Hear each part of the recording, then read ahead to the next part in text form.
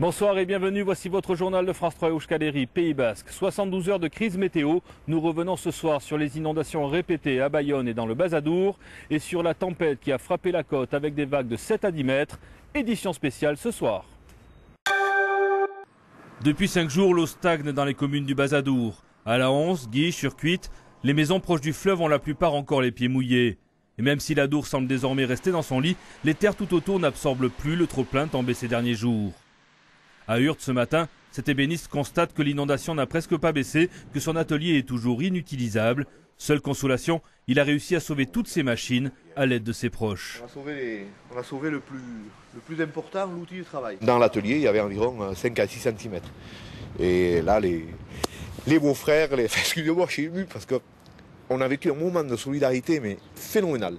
Les beaux-frères, mon ouvrier avec un copain, mes neveux sont arrivés, mais alors il n'y avait pas un mot, tout le monde savait ce qu'ils avaient à faire, on a levé toutes les machines sur ces parpaings, et là on a sauvé l'outil. Après pour moi, c'était foutu. La pluie est tombée massivement, surtout la journée de samedi. Les grandes marées ont empêché l'eau de s'évacuer, la crue annoncée a bien eu lieu, obligeant les habitants à passer le week-end balais et serpillières en main.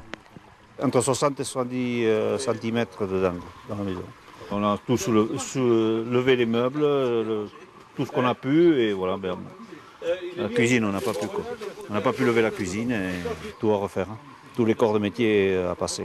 Météo France indique aujourd'hui que la situation s'améliore en bord de mer, mais que la vigilance reste à l'orange pour les crues de l'Adour.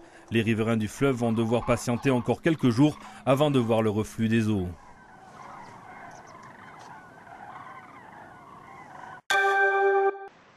À Bayonne, l'heure est aujourd'hui à la décrue, les niveaux redeviennent normaux et le pont Grenet est finalement resté ouvert à la circulation. Mais quand on se replonge dans ces derniers jours et que l'on dresse un bilan, ce sont 7 crues depuis vendredi qui ont donné à la ville la même couleur qu'en 1873.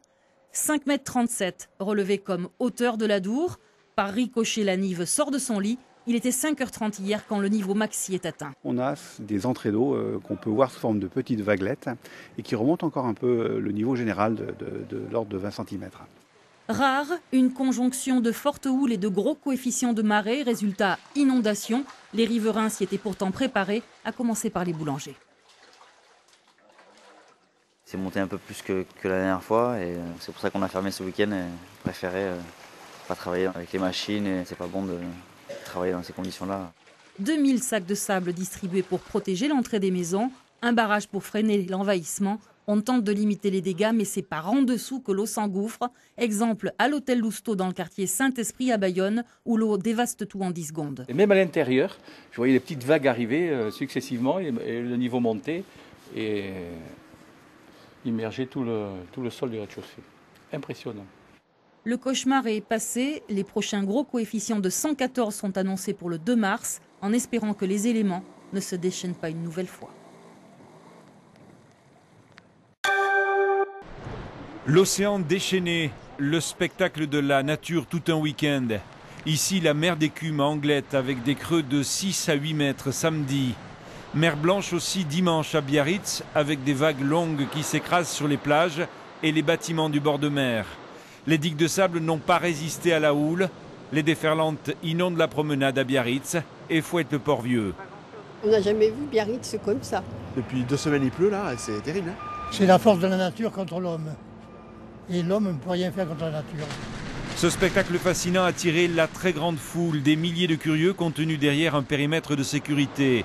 La deuxième tempête en 3 semaines au Pays Basque n'a fait aucun blessé, mais les dégâts sont importants et l'heure est au compte. La facture risque d'être lourde pour toute la côte basque.